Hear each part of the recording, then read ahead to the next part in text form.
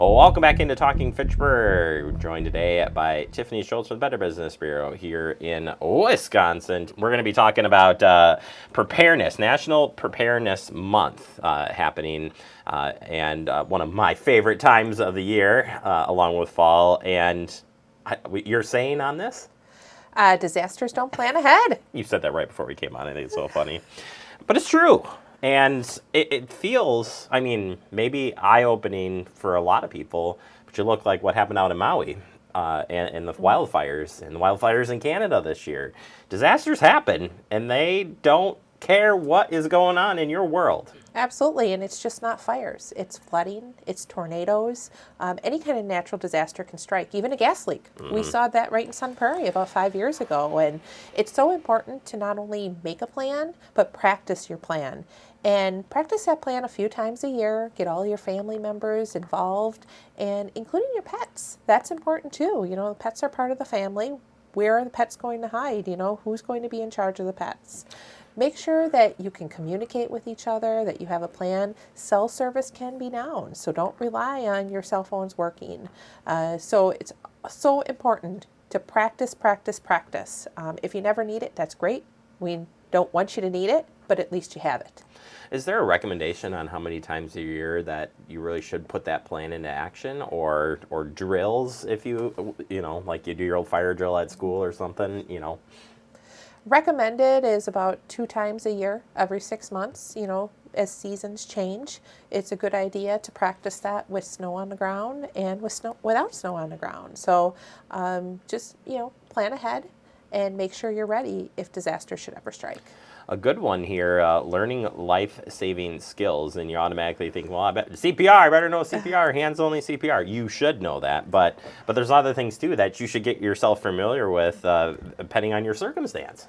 Disasters aren't always fires, floods, and anything else that we can think of. Sometimes a disaster can involve having to turn off your electricity, having to turn off your water.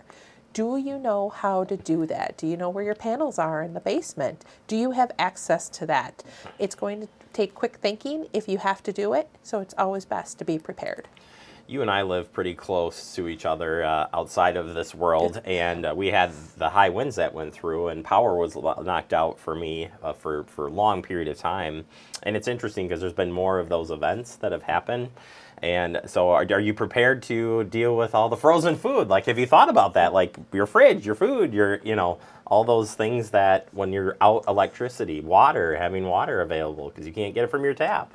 Right. Those are things to think about. Is it best to keep a case of bottled water in your garage just for emergency? Stock up when you're at the store. Are your flashlights ready? Do you have candles available? Not just candles, but you need something to light those candles with too. So lots of things can be considered an emergency item when you're in an emergency. Yeah, no, I think it's good planning. Another one is checking your insurance coverage. Boy, has that changed over the years, and you really got to read the fine print. You don't need insurance until you need insurance. So review your coverage policies. Like you said, insurance has changed, especially post-COVID. You want to look at your deductibles. Can you afford that deductible if an emergency strikes? I've seen with my homeowner's insurance that no longer is it a dollar amount. It's a percentage of the value of my home. Oh. Are you comfortable with that dollar amount if disaster should strike? Review those policies. Contact your agent. They'll be more than happy to review them with you. What's covered, what's not covered. We have all seen our home values inflated in price. Do you have enough coverage? That's something that you should be looking at too.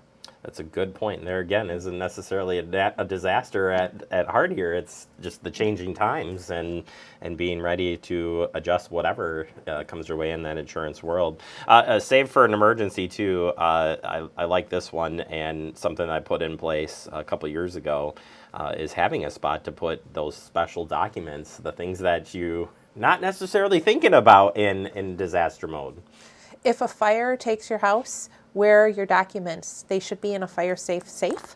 You know, your important documents, your car titles, your passports, your driver's license are probably in your purse or your wallet.